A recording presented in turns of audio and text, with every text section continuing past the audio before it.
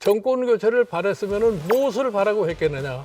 그런 사람들에게 희망을 줄 수 있는 뭐 정확한 저희 비전을 보여줘야 되는데 그게 안 보이는 거예요.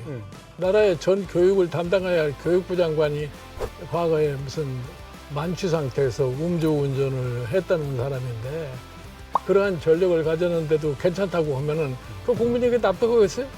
그러니까 이제 지금 사실은 윤석열 대통령이 지금 내세운 것이 뭐냐면은 국민 통합을 해야 되겠다고 그러는 거 아니에요? 네. 그래서 뭐 국민통합위원회까지 만들어 놨단 말이에요. 그런데 실제로 나타나는 정책을 볼 것 같으면 국민통합과 거리가 멀어요. 정의와 상식을 갖다가 강조를 하면서 과연 지금 나타나고 있는 현상이 정의와 상식에 공정과 상식에 부합되느냐. 자, 이렇게 여론조사에서 보셨듯이 부정평가율이 상당히 좀 높다. 그 수치도 문제고요. 추세도 문제입니다. 이게 계속해서 떨어지고 있고 이렇게 급박하게 떨어지고 있거든요. 뭐가 문제라고 생각하십니까? 선거를 하고 나면은 선거 결과에 대한 냉정한 분석을 할 줄 알아야 돼요. 네.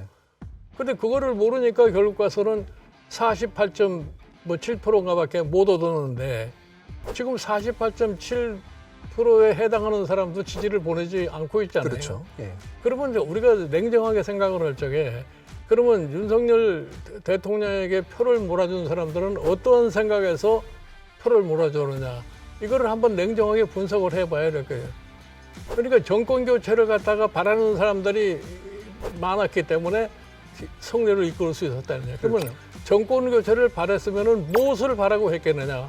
그런 사람들에게 희망을 줄 수 있는 뭐 정확한 저희 비전을 보여줘야 되는데 그게 안 보이는 거예요.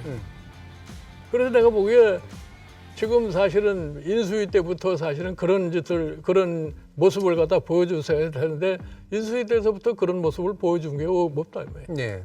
그러니까 지금 이것이 복합적으로 작용해서 나오기 때문에 지금이라도 냉정하게 이 상황을 갖다가 그냥 방치할 것이 아니라 명확하게 분석을 해가지고서 여기에서 어떻게 다시 정상을 갖다 찾을 것인가 하는 노력을 갖다 경주할 수밖에 없는 네. 거예요. 그 방금 말씀 주셨던 이제 두 명의 이제 여성 장관 후보자도 한 명은 이제 스스로가 물러나고 한 명은 결국 임명이 됐는데 대통령이 이제 그런 말을 했잖아요. 기자들한테.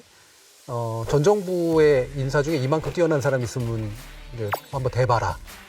그다음에 언론에 의해서 굉장히 고생을 많이 했다. 그러니까 예. 그런 얘기가 국민에게 오히려 더 참 잘못 들려지는 겁니다. 예, 예. 그러니까 사실은 뭐 지금 교육부장으로 임명된 사람이 과거에 무슨 만취 상태에서 음주운전을 했다는 사람인데 솔직히 얘기해서 지금 초등학교 교사만 될래도 음주운전하면 교사가 안 되는 시대 아니에요. 예. 그런데 뭐 나라의 전 교육을 담당해야 할 교육부 장관이 그러한 전력을 가졌는데도 괜찮다고 하면은 그 국민에게 납득하겠어요? 납득할 수 없는 그런 인사들. 그러니까 그게 저는 아까 이제 또 이미 또 말씀을 주신 내용이긴 합니다만, 그러니까 국민들에게 설명을 하는 어떤 언어, 그다음에 핵심적으로 태도의 문제가 아닐까 싶은데요. 그런 태도에 좀 전반적으로 좀 문제가 있다고 판단하시나요?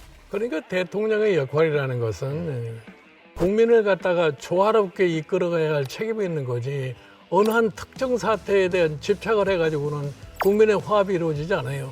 그러니까 이제 지금 사실은 윤석열 대통령이 지금 내세운 것이 뭐냐면 국민 통합을 해야 되겠다고 그러는 거 아닙니까? 네. 그래서 뭐 국민통합위원회까지 만들어 놨단 말이에요. 그런데 실제로 나타나는 정책을 볼 것 같으면 국민 통합과 거리가 멀어요.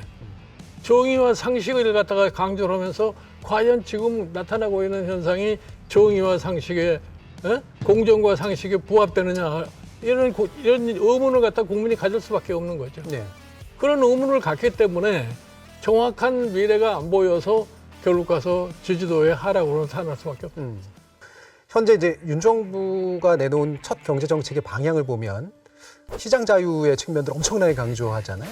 위원장님이 바라시던 정책은 아니었을 것 같은데. 나는 이번에 윤석열 정부가 내놓은 경제 정책은 과연 지금 대한민국이 겪고 있는 경제적인 상황에 대한 인식을 제대로 하고 있느냐 하는 데 대한 의심을 갖는 사람이에요.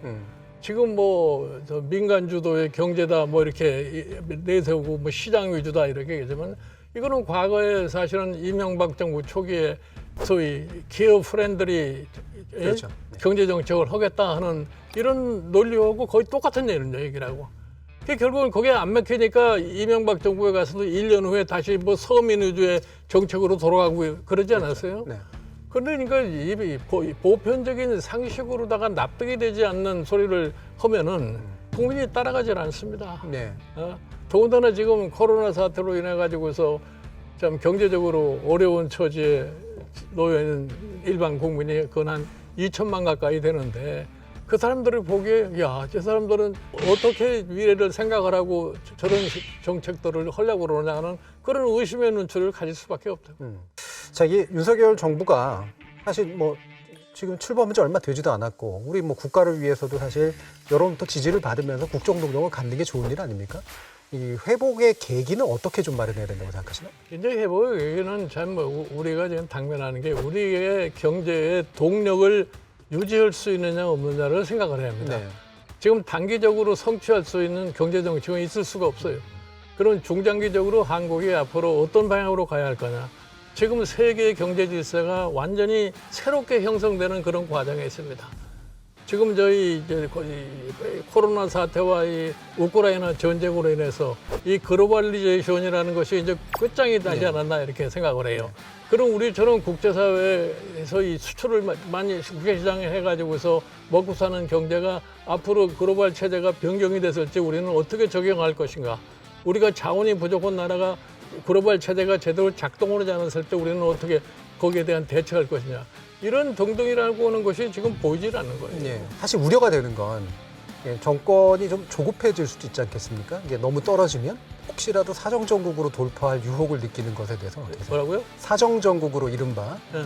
예를 들면 전 정부에 대한 수사라든가 경쟁자에 대한 수사라든가 이런 것들을 통해서 정부의 어떤 지지를 회복하려고 하는 그런 나는 시도는 벌이지 않을까? 그거는 다 옛날에 써먹던 어리석은 짓이라고 생각하기 때문에 예. 지금 과거를 자꾸 탓해봐야 아무 의미가 없어요. 지금 내가 여기를 맡았으니까 내가 이 현재 문제가 이러이러한 거니까 국민에게 우리가 당면하고 있는 문제가 이러이러한 건데 나는 이런 방식으로 해결하겠다고 하는 것을 갖다가 국민에게 얘기를 해야지 다른 처방이라는 게 있을 수가 없어요. 네.